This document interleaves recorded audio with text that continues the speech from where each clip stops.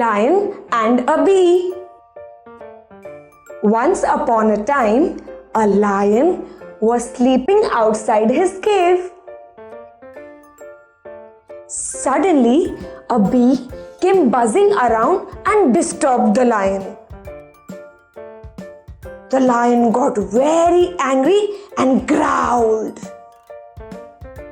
The bee laughed and said, "I am not scared of you.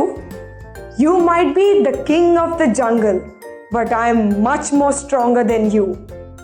If you doubt my strength, then let us fight and see who wins." The lion agreed and got ready to fight. Suddenly, the bee came and stung the lion on the nose. The lion swayed his claws to crush the bee, but he ended up hurting himself. Finally, the lion accepted his defeat. The bee was very happy. She flew around in happiness. But she did not see a cobweb and got stuck in it. A spider attacked her, killed her, and ate her up. It was sheer irony that a bee who had defeated a lion was defeated by a spider who was smaller than her.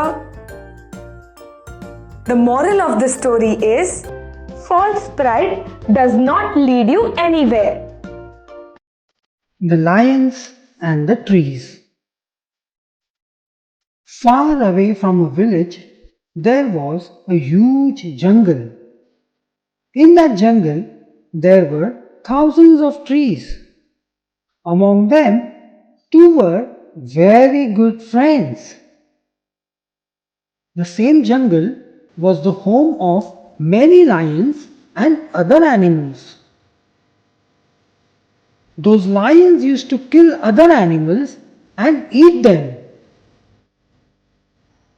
The leftovers of the dead animals used to stink, and a bad smell would spread in the entire jungle.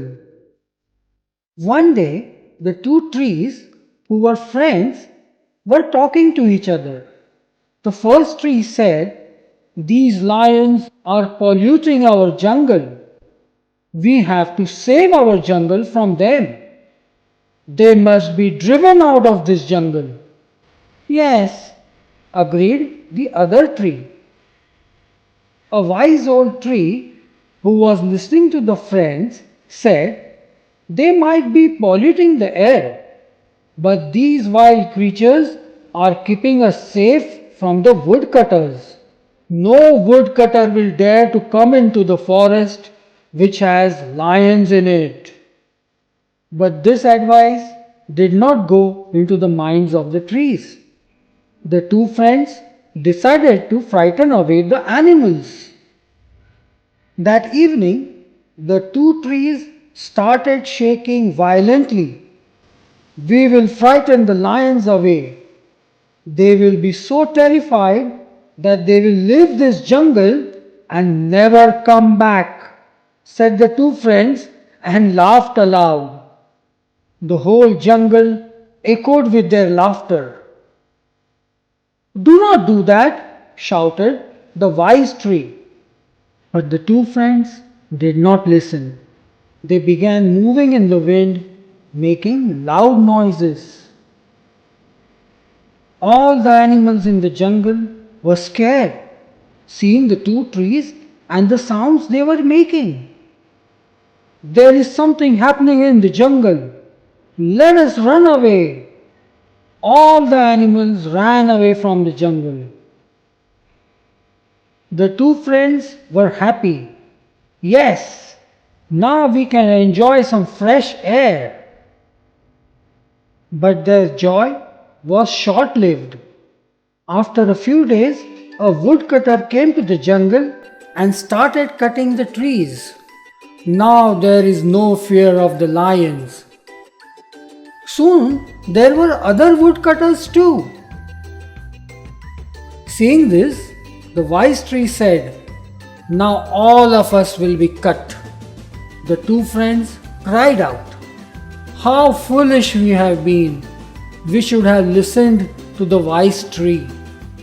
After a few days, the two tree friends were also brought down by the woodcutter's axe.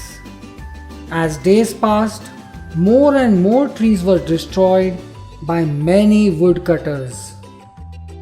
Moral: we should always listen to our elders' advice.